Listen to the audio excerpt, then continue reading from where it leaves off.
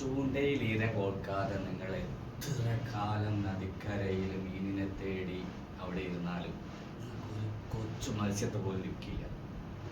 നിങ്ങൾ 2025 നിങ്ങൾ കടന്നു വരുന്ന ഈ വർഷം അത് ഒരു കാര്യത്തിലേക്ക് ശ്രദ്ധ കേന്ദ്രീകരിക്കാതെ നിങ്ങൾ എത്ര അലഞ്ഞാലും നിങ്ങൾ എവിടെയും എത്താൻ പോകുന്നില്ല എന്നുള്ളത് ഒരു ചരിത്ര സത്യമാണ്.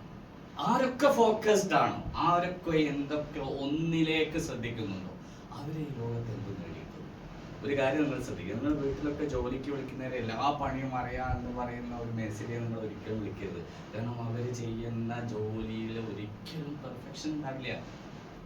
ഇതേപോലെയാണ് നമ്മുടെ ജീവിതവും. ഒന്നിലേക്ക് മാത്രം ശ്രദ്ധിച്ചിട്ടില്ല എങ്കിൽ നമ്മൾ ഒന്നിനും മാസ്റ്റർ ആവാൻ പോകുന്നില്ല. നമ്മളെ തേടി ആരും തന്നെ ഇന്ന കാര്യത്തിന് നിങ്ങൾ ഇതിന് ആൻസർ തരണമെന്ന് ഉപദേശം തേടി ഒരാളും നിങ്ങളുടെ വീട്ടുമുറ്റത്തേക്കോ നിങ്ങളുടെ ഓഫീസിന്റെ മുന്നിലേക്കോ വന്ന് ഇരിക്കില്ല.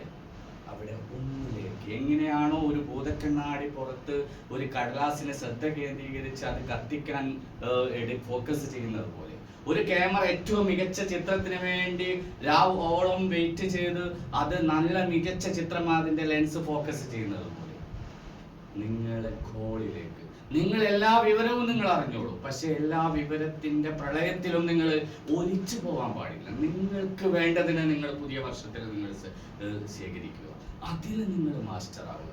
അപ്പോ നിങ്ങളെ തേടി ലോകം കാത്തിരിക്കും. നിങ്ങൾക്ക് വേണ്ടി ആയിരങ്ങൾ നിങ്ങളെ ചുറ്റും വരെയും